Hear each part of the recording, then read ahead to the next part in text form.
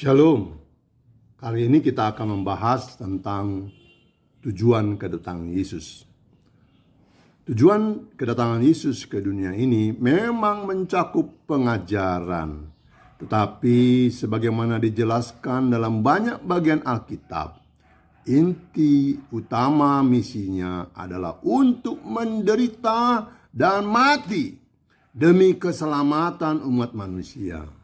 Hal ini diungkapkan secara jelas dalam berbagai ajaran Yesus serta tulisan-tulisan para rasul yang mencatat bahwa kematian dan kebangkitannya merupakan inti dari pengorbanannya untuk dunia. Di dalam Injil, Yesus secara terang-terangan menyatakan bahwa tujuan utama kedatangannya adalah untuk menyerahkan hidupnya sebagai tebusan bagi banyak orang. Dalam Markus 10 ayat 45, Yesus berkata, "Aku anak manusia pun datang bukan untuk dilayani, melainkan untuk melayani, untuk memberikan nyawanya menjadi tebusan bagi banyak orang."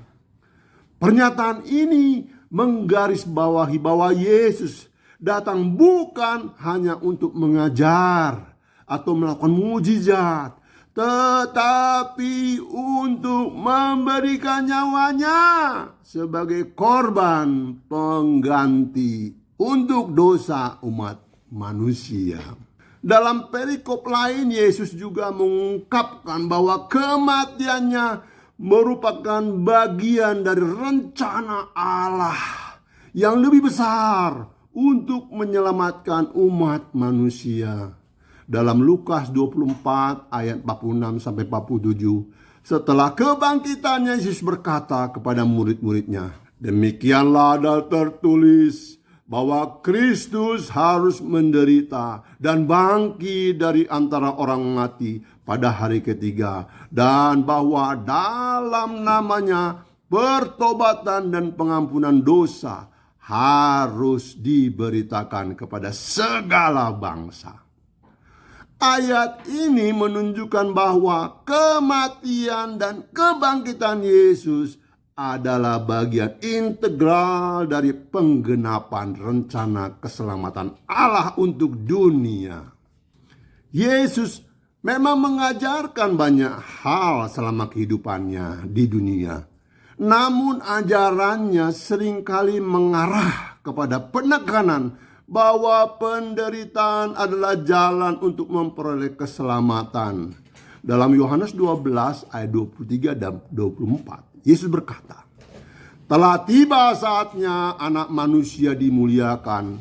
Aku berkata kepadamu, sesungguhnya jika biji gandum jatuh ke tanah dan mati, ia tetap tinggal seorang diri.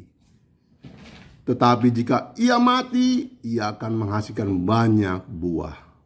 Pernyataan ini menggambarkan bahwa Yesus melalui penderitaannya dan kematiannya, Yesus membuka jalan bagi kehidupan kekal bagi banyak orang. Kematian dan kebangkitan Yesus bukan hanya tentang pengampunan dosa, tetapi juga tentang memberikan hidup baru kepada umat manusia. Dalam Roma 6 ayat 4, Paulus menjelaskan, "Karena kita telah dikuburkan bersama-sama dengan Dia oleh baptisan dalam kematian, supaya sama seperti Kristus telah dibangkitkan dari antara orang mati oleh kemuliaan Bapa, demikian juga kita akan hidup dalam hidup yang baru." Dalam hidup yang baru ini mengalami transformasi hidup yang baru, yang tidak hanya berarti pengampunan dosa, tetapi juga hidup yang dipulihkan dan dipenuhi dengan kuasa kebangkitan Yesus. Yesus datang untuk menggenapi nubuat mesianis yang ada dalam perjanjian lama. Dalam Yesaya 53, nubuat tentang hamba Tuhan yang menderita sangat jelas mengarah pada penderitaan dan kematian Yesus. Sesungguhnya Dia memikul penyakit kita dan menanggung kesakitan kita. Dia tertikam karena pemberontakan kita. Dia diremukan karena kejahatan kita. Yesaya 53 ayat 4 dan 5. Nubuat ini menggambarkan bahwa Mesias yang dijanjikan akan datang untuk menanggung dosa umat manusia melalui penderitaannya.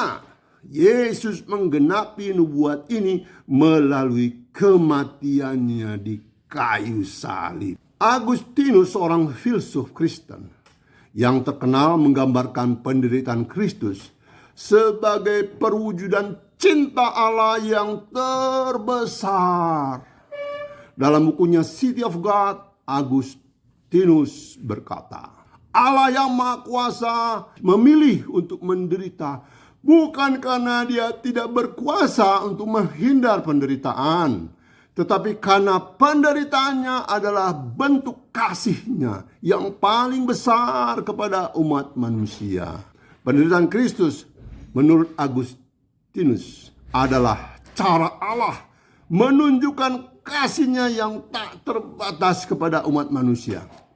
Karena melalui penderitaan itu Allah memberikan jalan bagi penebusan dosa dan keselamatan kekal. Soren Kierkegaard, seorang filsuf eksistensialis Kristen, juga menekankan pentingnya penderitaan dalam kehidupan Yesus.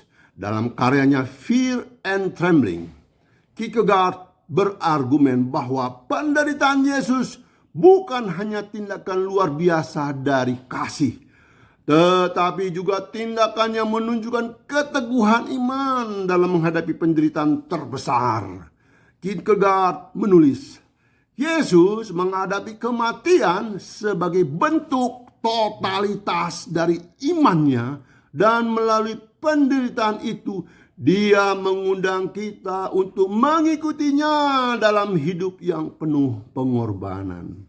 Misi Yesus adalah penyatuan Allah melalui pengorbanan. Di dalam Yohanes 14 ayat 6, Yesus berkata, Akulah jalan, kebenaran, dan hidup. Tidak ada seorang pun yang datang kepada Bapa kalau tidak melalui aku. Pernyataan ini menunjukkan bahwa melalui pengorbanannya di kayu salib, Yesus membuka jalan bagi umat manusia untuk diperdamaikan dengan Allah. Kematiannya bukan hanya untuk menebus dosa, tetapi juga untuk mengembalikan hubungan yang rusak antara manusia dengan Allah dan memberikan akses kepada hidup yang kekal. Kesimpulan, tujuan utama kedatangan Yesus ke dunia ini adalah untuk menderita dan mati demi keselamatan kamu dan saya, demi keselamatan umat manusia. Melalui penderitaan dan kebangkitannya, Yesus menggenapi nubuat mesianis dan memberikan jalan bagi manusia untuk diperdamaikan dengan Allah dan menerima hidup yang baru. Pengorbanan Kristus bukan hanya tentang pengampunan dosa, tetapi juga tentang transformasi hidup yang penuh kuasa, kebangkitan, mengundang kita untuk mengikutinya dalam hidup yang penuh kasih dan pengorbanan. Sebagaimana diungkapkan oleh para filsuf Kristen seperti Agustinus, Kierkegaard, penderitaan Yesus adalah perwujudan kasih terbesar dan panggilan untuk hidup dalam iman yang teguh.